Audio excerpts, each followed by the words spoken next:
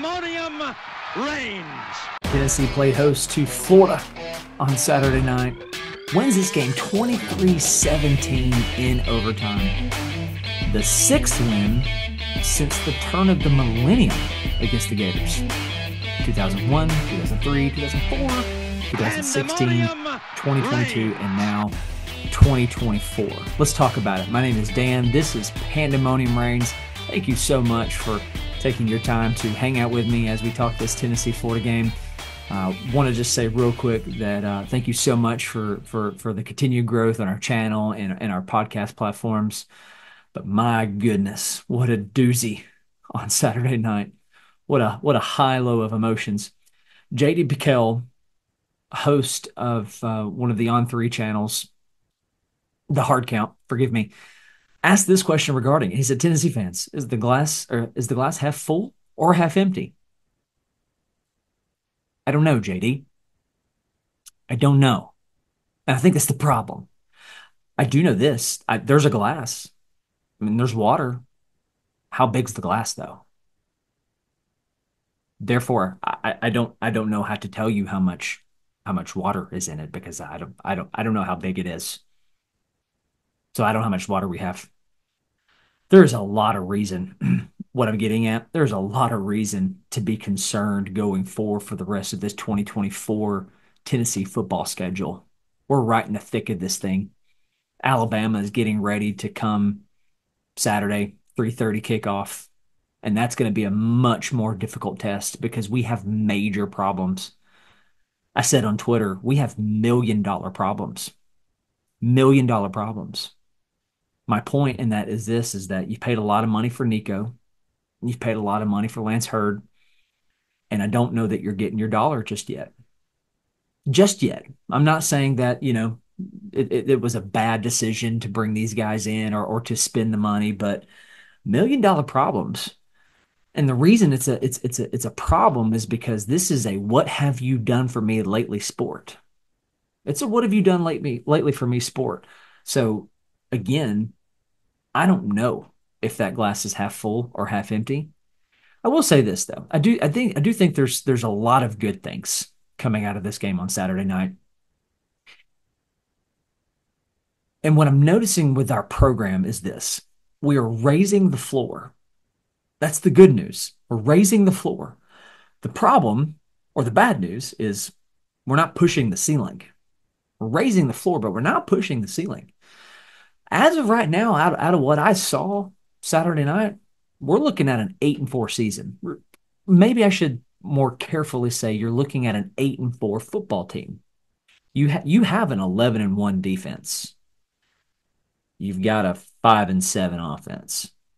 You've got some problems. You have some major problems. I have a lot of thoughts on this, and forgive me because I'm probably going to sound all over the place. I'm going to do my best to structure my thoughts for you. I want to break this down by talking about Nico, talking about Huepel, talking about the offense. The next segment, we'll look at what were the swing plays and basically like where do we go from here? Where do we go from here? So let's start by talking about Nico. And already Nico is getting a lot of the blame for this. He had a poor night. Overall, statistically, he had a porous night. 16 for 26, I think. Yeah, 16 for 26, 169, no touchdowns, a pick. Good for 6.5 yards per completion, and a QBR that is not even worth mentioning. It's bad, 17.5. Now, the good thing about Nico thus far is he's saying all the right things. In the post-game press conference, he took responsibility for the fumble, and he took responsibility for the thrown pick. Hey, doing all the right things. I think he's carrying himself exceptionally well. I think his body language is still good, which all the things that you have to have at that quarterback position and how valuable those things are because this position is, this game in itself is extremely mental. But he's saying all the right things. And with that, I would love just to remind Tennessee fans that this guy is not Hendon Hooker. Now, I get it. Much more highly recruited than Hendon Hooker.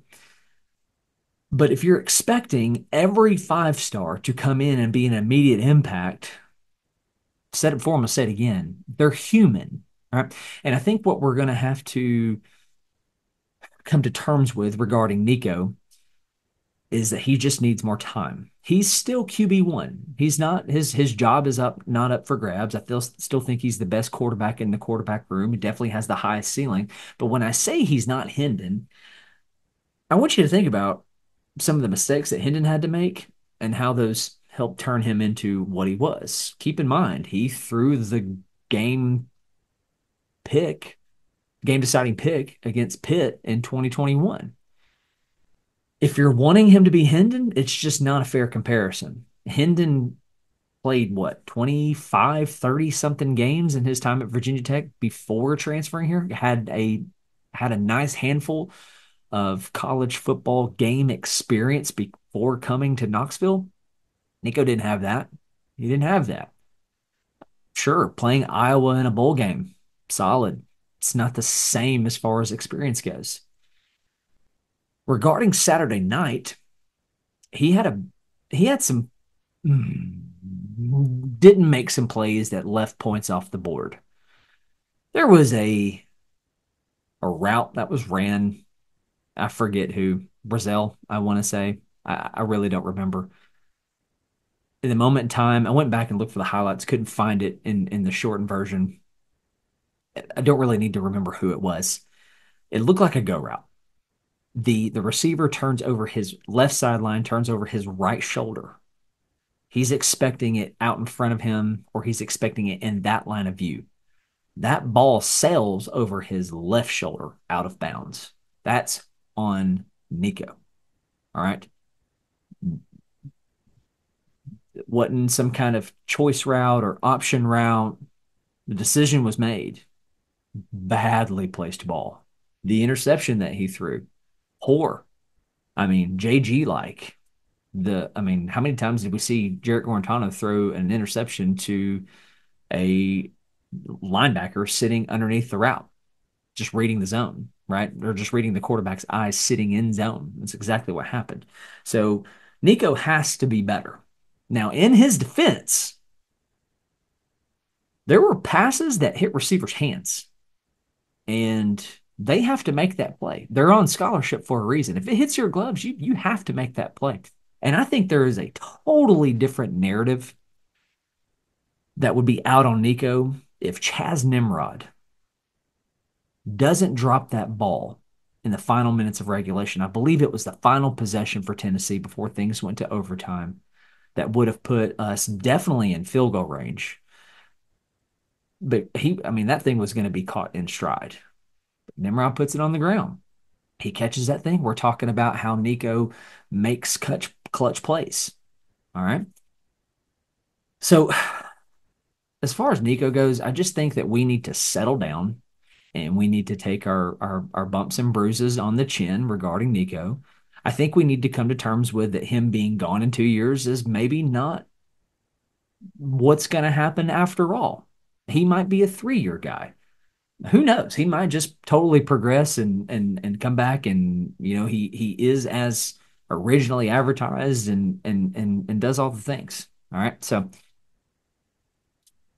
I don't really know, JD Piquel, if the glass is half full or half empty on Nico Iamaleava. I don't know. I'm hopeful. I'm very, very hopeful. I thought we did some things for Nico that would play to the offense's strengths, not necessarily his strength, but less pressure on the offensive line if you're picking up what I'm laying down, where we did things like, move the pocket and we installed things like a power high. I don't know what they saw in a Florida defense for us to install that, but I liked it. I mean, it's what allowed us to get into the end zone twice. So both of our touchdowns coming out of power high. So, fantastic. But again, a different narrative out on Nico Iamaleava if Nimrod catches that ball. If Squirrel, he laid out for that thing, the hair overthrown. If that thing is an inch shorter, the narrative is different out on Nico. He's got to connect those though. Our run game has got to pair itself with those shots. They have to connect. You're seeing what happens when they don't. All right. Now let's talk about Huepel for a second. He had to have this one. He had to have this one. Had to have it. I talked about going into this game that if he loses this, I mean, he would be 1-3 against a porous Florida, and it would be hard for him to win back the fan base. I mean, he would have to do things that would be nearly impossible regarding the 24 season. You really needed this one. You absolutely had to have this one. I thought that overall our team played hard in this game. Going into this again, I said I think the thing that you just have to do is you have to play pissed off. And I don't know that we necessarily played that way, but I do think that we played excited. Our defense played with an edge. Offense wasn't for a lack of effort. Wasn't like we were just quitting on routes or quitting on pass blocking or anything. We did get caught playing patty cake with our offensive tackles just a few times. I thought those tackles got better as the game went along, though. But nonetheless, I thought we played hard. I mean, think about it. We overcame a 10-0 deficit, and Florida scored or found the end zone. First touchdown of the game with what, 7-ish minutes left in the third quarter. Now you could say, all right, hey, glass half full. We fought, we got down, and we came back to win this game in overtime. The downside of that is a Josh Heupel offense didn't score any points in a whole half. It's problematic. It's problematic for a Josh Heupel offense. And I still trust Heupel to get this thing figured out, but I would be lying to you if I were to tell you that my trust is solid. It's like sand in my hands right now. I mean, it's not going fast, but the boat isn't rocking a lot to knock the sand out of my hands. But that's about what's holding it together right now. Gonna need to see more innovation come Saturday against the Crimson Tide. You're gonna have to do it. Alabama is not near as vanilla as Florida is. Also thought that Heupel did some ballsy things. Did some things that he had to do in order to win this game, and one of them was going for it on fourth down on his own 11. I mean, hello, Les Miles, but you had to do it. You had to do it, and I think he made the right call, and he did it. Now, shifting gears a little bit, talking about the offense again, we stalled things like a power I, and again didn't find any points until the third quarter. Like who's to blame here? What is going on? Is it the absence of Mike Golish? Is it that Nico can't be trusted yet? Is it chemistry? Is it we're just operating inside of 15 to 20% of the playbook? Is it we don't trust the offensive tackles? That's where I lean. I think our offensive line is hindering us in a lot of ways. As you saw, they played absolutely porous. Anytime Nico got out of the pocket, it was pretty much and went on to scramble, it was pretty much a John Campbell holding call. That's the way it was. I was very critical of the run game going into this one. I still am. We are inside zone, inside zone, inside zone. And before you say, Dan, we ran other things. Yeah, we did. We ran one power, one. And if my memory serves me correctly, we ran one counter, which we scored on, by the way, which we scored on. Oh, I said earlier that we scored on two different oh, I guess we did score on two different power eyes. Yeah, yeah. Scored on what they call a GT counter. So your backside tackle and guard, which would have been Hurd and Keurig, get out and start lead blocking for you, pave the way for Samson to find the end zone. I understand the inside zone calls when the tempo is going and the offense is going fast. I understand it. It makes a whole lot more sense. Inside zone, because of the simplicity of the concept of the play, makes a whole lot of sense. You want to put the ball on the ground when you got things going fast. You get the defense on their heels, get the ball snapped, and start running as quick as you can and keep it simple. Block the man in your zone. Tempo's not happening. So why would you not call more things? And when you have offensive woes, offensive line woes like we have right now, and defensive lines can pin their ears back and just come. Football 101 screens just do a couple little different things. Screens, out of the backfield to a Samson who can catch the ball out of the backfield. We saw none of that. We did a swing pass to him and it almost got blew up. Thank God he's an athlete and just made a play. Draws, didn't do anything of that. Counters, ran one, scored. I just don't know where. I, please, God, tell me it's not because we're just stubborn, because stubbornness is what get coaches fired. So, anyway, we came out. We opened the game from the line of scrimmage with a flood concept, a high low. Found squirrel, 14-ish yards game. We opened with something similar in overtime to stays, what was either an arrow route or flat route, depending on the offense. My issue with it there was nowhere to run because you were on the right hash and you ran that play to the boundary. I don't understand. I don't understand at all. But when we did things like run those flood concepts, where Nico had half the field to read, which is great. I mean, Spurrier made a living off that crap. Anyway, when we did things like move the pocket, Nico had time and he was a better quarterback. I don't know why anyone defensively would look at us and say, let's just play these guys straight up. Let's do it. Play to our weakness. Stunt us. Blitz us. Make Nico make a bad decision before the ball is snapped. Spoke to Michael over the weekend, and where Nico's getting beat, it's really just pre-snap stuff. It's pre-snap stuff from a defensive perspective is what I'm getting at. So I don't know why you would play us straight up at all. I mean, don't play us in a phone booth. And I'm not saying because we're coming at you like dance with us, confuse us. I mean, we're not adjusting to it. So if I'm Alabama, I'm stunting and I'm showing seven, and I'm rushing five, and sometimes I'm showing seven and I'm rushing seven. I'm everybody from here on out. If I'm anybody else and I see Tennessee on the schedule, I'm coming. Make I'm looking to say we're gonna make Nico beat us through the air. We're gonna do it. That's the way we're gonna approach this thing. All right, one more thing before I move on. One more thing on the offense before I move on from it. Samson is finishing this thing, right? Samson is getting all the credit, and he rightfully should. What I don't think is getting enough credit is Deshaun Bishop.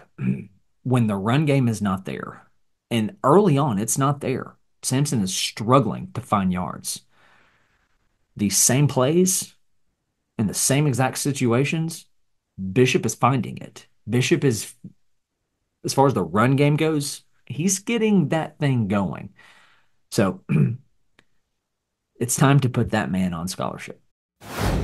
All right, let's talk about some swing plays for a second, because this one, I went into this game, reading some stats, and I told you like these things are so irrelevant, but there were some stats that actually screamed some potential indicative things of how this thing can unfold, and it just didn't. These stats meant absolutely nothing. When these two brands and these two logos find the same field together at the same time, you just never know. And I should have mentioned that when I was talking about Huepel. Found a way to win this one. Found a way to win it. I mean, do you know it's been? I mean, Huepel has now done something that Dooley didn't do. Of course, Dooley never beat Florida. Butch didn't do. Butch only beat Florida once. Pruitt certainly didn't do. Heupel's now got 2 wins against Florida in 4 years. Should be three. Should be three. All right. And regarding this game and these two teams, I mean, think about how many times we found a way to lose this one. 2012, 2013, 2014, 2015, 2017, 21. Think about how many times we found a way to lose this one. You know what? And we dug deep, found a way to win it. My apologies. Back now to the swing plays. I've written down four here. I've already mentioned Huepel going for it on fourth down on his own 11. I don't know that it was a swing play as much as you just had to have that one. You had to have it. First swing play here. Opening drive, 3rd and 1. We're on the Florida 23-ish yard line. Fumble. There's some kind of, I'm about to say miscommunication. Actually, more than I think, it's not miscommunication. Nico just pulls it, and he pulls it late. Should just hand it off, should just committed to Samson at that point, but pulls it, doesn't get control of it, bounces off his chest, hits the ground. Florida football. Our defense holds them to 3. That's a 10-point swing. That's a 10-point swing in favor of Florida drawing first blood. Imagine if we find the end zone right there, and I have all the reason to think that we would, because at the way and the manner in which we were moving the ball, obviously the field gets smaller the closer you get to the end zone. But we were humming, we were moving. I think if you find a way to get in the end zone, you set a different tone on the rest of that game. But you fumbled, and I believe that play sets the tone for the rest of the entire thing. So you've got that one. The second one is the fourth down stop with about 8-ish minutes left in the second quarter. Montreal Johnson on third down is held, short somehow of the line to gain. I actually thought he had it, but it was spotted short. Napier runs a jet sweep, and Ricky Gibson meets him before he can hit the original line of scrimmage. What an idiot. What a boneheaded play call on their part. Napier said, "Here, we don't want this game. I don't want to be the head coach of the Gators anymore. You take it." If they put that on the ground out of the backfield in the A or B gap, 99% possibility that is a first down on their part. All right. Major swing play. Major swing play. Next swing play.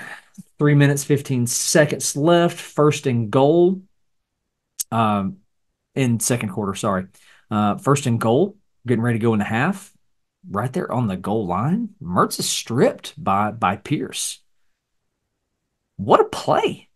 Again, our defense coming up massive. Massive.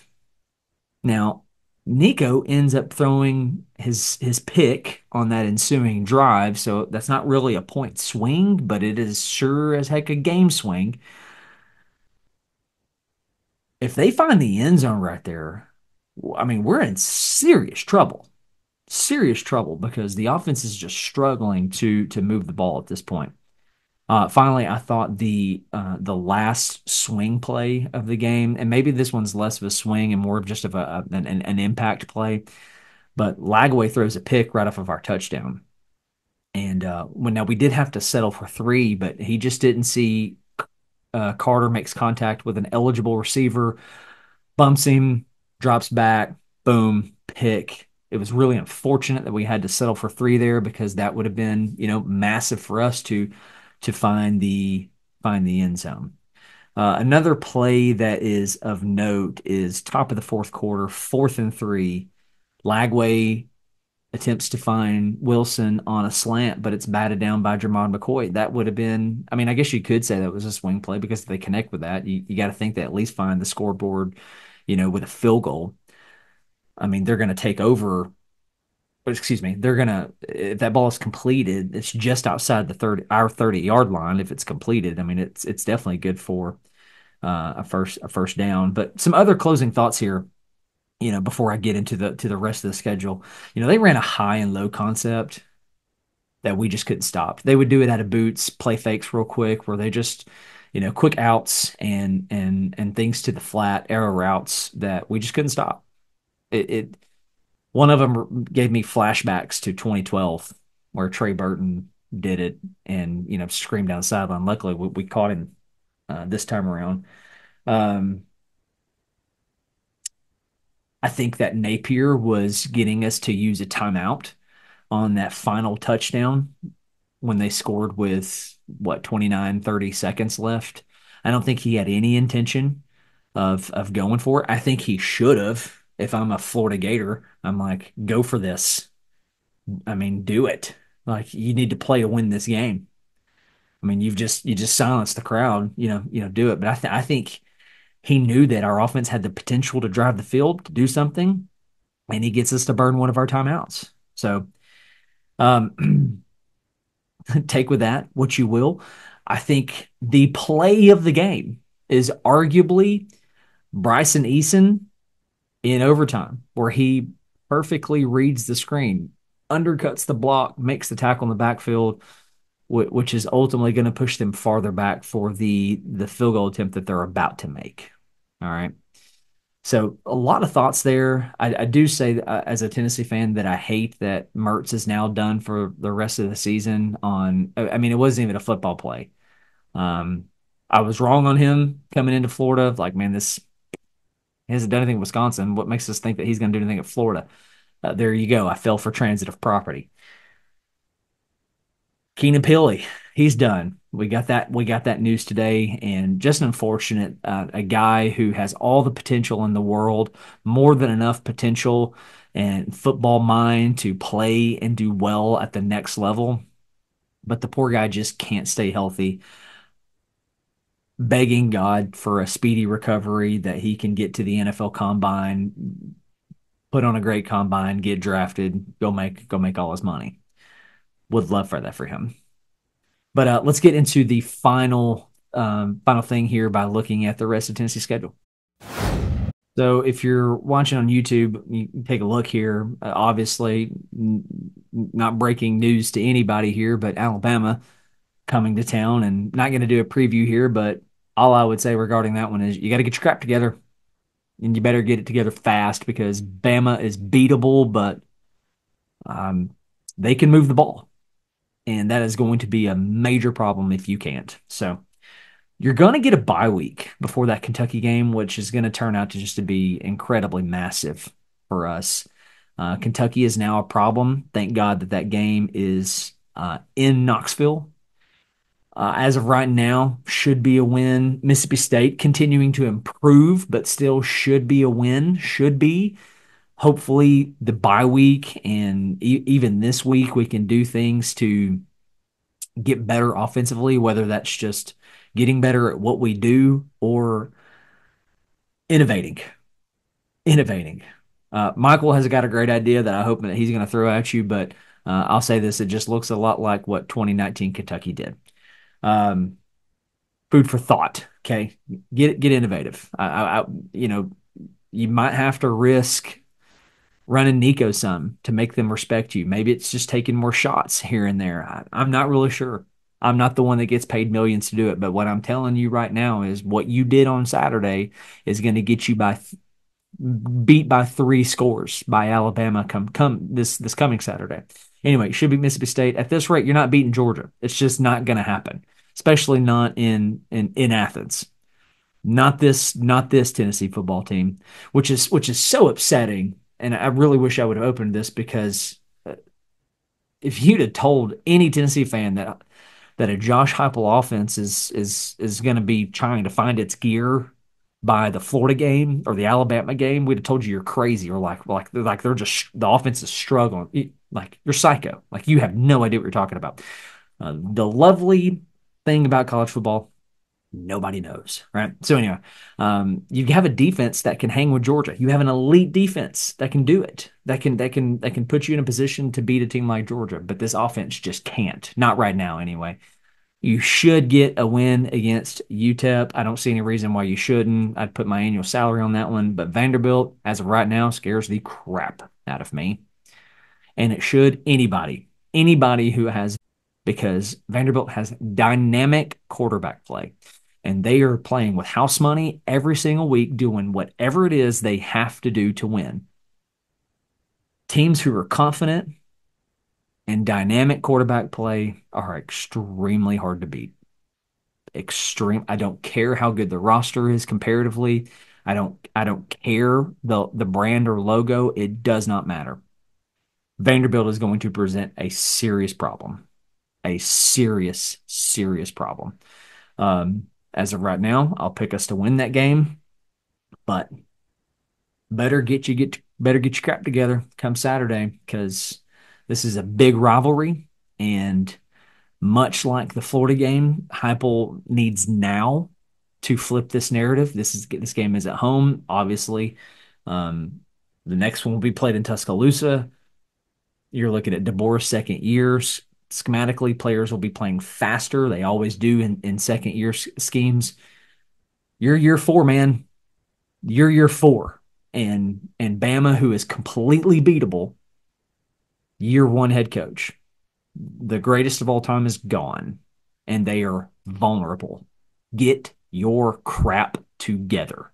I am not glass half empty. I'm glass half full. I don't know how big the glass is. I'm optimistic. I'm choosing. You have to know, though, I'm choosing to be optimistic. I am choosing this. I'm having to speak this into my soul. All right.